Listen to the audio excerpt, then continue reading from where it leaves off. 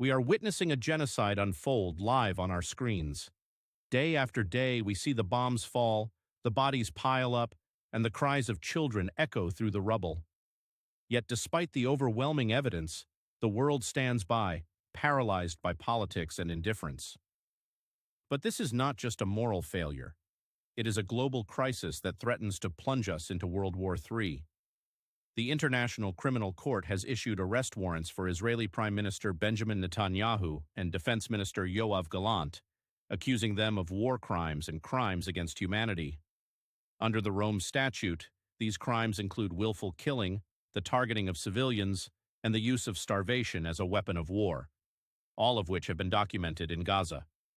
The Rome Statute is clear. Intentionally causing great suffering, serious injury, or destruction, not justified by military necessity, constitutes a war crime. Israel's blockade of Gaza, its targeting of hospitals and schools, and its use of disproportionate force are blatant violations of international law. The ICC's intervention is a necessary step toward accountability. What makes this moment in history uniquely horrifying is that we are watching a genocide unfold in real time. Unlike the Holocaust during World War II, which was hidden from the world until its end, Israel's actions in Gaza are broadcast for all to see. And yet, the world remains silent. During World War II, the world did not know the full extent of the Holocaust until the camps were liberated. Today, we have no such excuse. The destruction of Gaza, the displacement of its people, and the dehumanizing rhetoric of Israeli officials are all documented and undeniable. This is a genocide happening before our eyes. Israeli leaders have not shied away from their intentions. Finance Minister Bezalel Smotrich called for the erasure of a Palestinian village, saying, "There is no such thing as Palestinians." National Security Minister Itamar Ben-Gvir has openly advocated for the expulsion of Palestinians from Gaza. These are not isolated statements.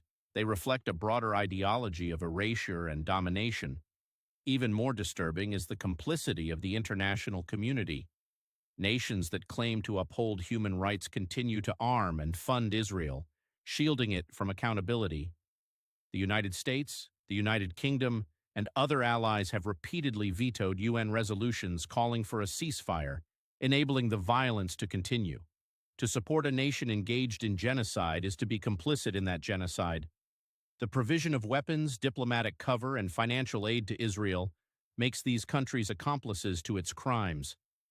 This is not just a failure of leadership, it is a betrayal of humanity.